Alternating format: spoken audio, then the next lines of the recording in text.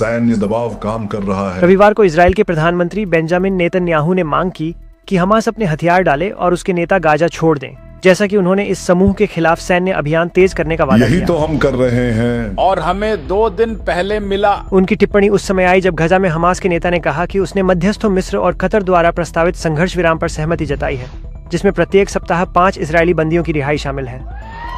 उन प्रयासों का उद्देश्य 2 महीने के युद्ध विराम को नवीनीकृत करना है, जिसमें फिलिस्तीनी उग्रवादियों द्वारा अपहृत किए गए इजरायली नागरिकों का इजरायली हिरासत में रखे गए फिलिस्तीनी कैदियों के लिए आदान प्रदान हुआ था। इजराइल ने 18 मार्च को गाजा में हमले और जमीनी प्रवेश फिर से शुरू कर दिए और हम आशा करते हैं कि कब्जा इसे बाधित नहीं करेगा। हमास नेता ने कहा कि इजराइल की यह मांग कि वे अपने हथियार डाल दें एक लाल रेखा है जिसे समूह पार नहीं करेगा। नेतन्याहू ने कहा कि वह एक साथ बातचीत और सैन्य अभियान चला रहे हैं, जो उनकी नजर में उद्धरण हमारे बंधकों की रिहाई के लिए परिस्थितियां बनाता है।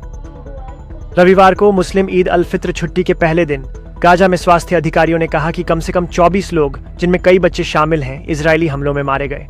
उन्होंने कहा कि 9 लोग दक्षिणी शहर खान यूनिस में एक ही तंबू में मारे गए। इजराइल ने गाजा में अपना अभियान शुरू किया जब 7 अक्टूबर 2023 को गाजा पट्टी के आसपास इजरायली समुदायों पर हमास के एक विनाशकारी हमले के बाद, जिसमें लगभग 1200 लोगों की मौत हो गई और 250 को बंधक बना लिया गया था। एक इजरायली गणना के अनुसार फिलिस्तीनी स्वास्थ्य प्राधिकरणों के अनुसार इजरायली अभियान ने 50,000 से अधिक फिलिस्तीनियों को मार दिया है और तटीय क्षेत्र के बड़े हिस्से को नष्ट कर दिया है, जिससे लाखों लोग तंबुओं या अस्थायी आश्रयों में रहने के लिए मजबूर हो गए हैं। मार्च 18 तारीख को इजराइल ने गाजा में अपने हमले फिर से शुरू किए। तब से सैकड़ों फिलिस्तीनी मारे जा चुके हैं और हजारों को उत्तरी गाजा के क्षेत्रों से निकाला जाने को मजबूर होना पड़ा है, जहाँ वे जनवरी में संघर्ष विराम के बाद लौटे थे।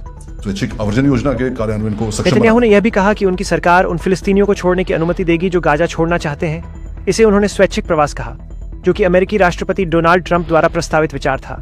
ट्रंप ने मूल रूप से गाजा की पूरी आबादी, जो कि 23 लाख लोग हैं, को अन्य देशों में स्थानांतरित करने की बात कही थी, जिसमें मिस्र और जॉर्डन शामिल हैं, और गाजा को एक अमेरिकी स्वामित्व वाले रिसोर्ट के रूप में विकसित करने की योजना बनाई थी।